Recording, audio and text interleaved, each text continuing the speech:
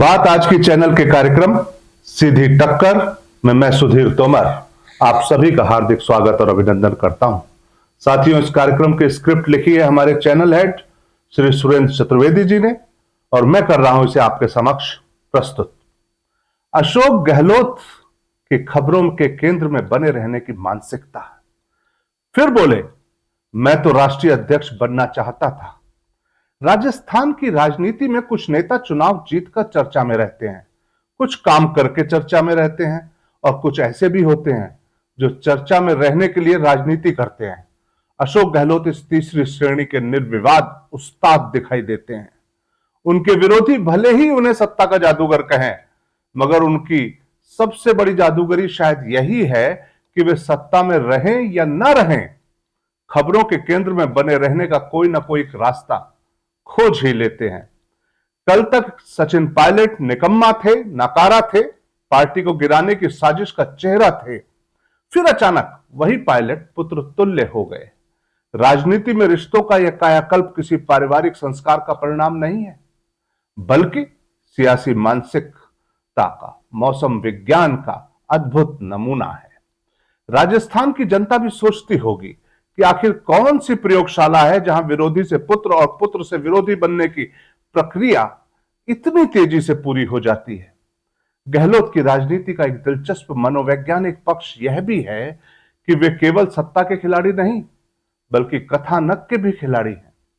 उन्हें मालूम है कि राजनीति में यदि आप समाचारों के केंद्र में हैं, तो आधी लड़ाई आप तभी जीत लेते हैं। इसीलिए कभी बयान, कभी कटाक्ष, कभी भावुकता, कभी मेल मिलाप और कभी संघर्ष। हर दृश्य का मंचन बड़े कौशल से होता है। कैमरा हो तो मुस्कान भी मिल जाती है और माइक हो तो तंज भी। सवाल यह है कि क्या राजस्थान की राजनीति अब विकास, निवेश, बेरोजगारी, शिक्षा और पानी के संकट पर चलेगी या फिर नेताओं के रिश्तों की पटकथा पर? क्या जनता ने नेताओं को इसलिए चुना है कि वे हर 6 महीने में अपने राजनीतिक रिश्तों की नई परिभाषा सुनाएं? गहलोत की सबसे बड़ी राजनीतिक शक्ति यह रही है कि वे हर परिस्थिति में स्वयं को कहानी का मुख्य पात्र बनाए रखते हैं। कांग्रेस सत्ता में हो तो भी केंद्र में गहलोत, विपक्ष में हो तो भी केंद्र में गहलोत। कोई नया नेता उभरने लगे तो बहस फिर गहलोत पर, कोई संगठनात्मक चर्चा हो तो मुद्दा फिर गहलोत। मानो राजस्थान कांग्रेस एक राजनीतिक दल नहीं, बल्कि एक ऐसा रंगमंच हो जिसका मुख्य किरदार बदलने को तैयार ही नहीं। मेरा मानना है कि जो नेता अक्सर भाजपा पर मुद्दों से ध्यान भटकाने का आरोप लगाते हैं, उनकी अपनी राजनीति भी कई बार व्यक्तित्व केंद्रित नाटक में बदल जाती है। जनता महंगाई, रोजगार, प्रशासनिक जवाबदेही पर जवाब चाहती है, लेकिन उसे परोसा जाता है पिता तुल्य, पुत्र तुल्य, मोहब्बत, गद्दार और फोटो ले लो जैसे संवाद। राजनीति में चालाकी बुरी नहीं होती, बल्कि कई बार सफलता की शर्त होती है।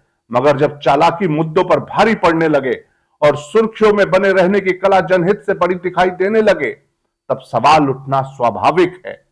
आखिर राजस्थान की राजनीति नेताओं के रिश्तों की कहानी है या जनता के भविष्य की? और मेरा सबसे बड़ा सवाल कि क्या अशोक गहलोत सचमुच कांग्रेस को बचाने की लड़ाई लड़ रहे हैं, या फिर वह यह सुनिश्चित करने की कि कांग्रेस की कहानी चाहे कोई भी हो, उसका मुख्य पात्र हमेशा वही रहे? यही वह प्रश्न है जिसका उत्तर शायद आने वाला समय देगा। लेकिन तब तक सुर्खियों का केंद्र कौन रहेगा, इसका अनुमान लगाना मुश्किल नहीं है। आज इतना ही किया होगा आपके दिलो दिमाग को इस वीडियो ने डायरेक्ट हिट। मिलते हैं अगली कड़ी में। धन्यवाद।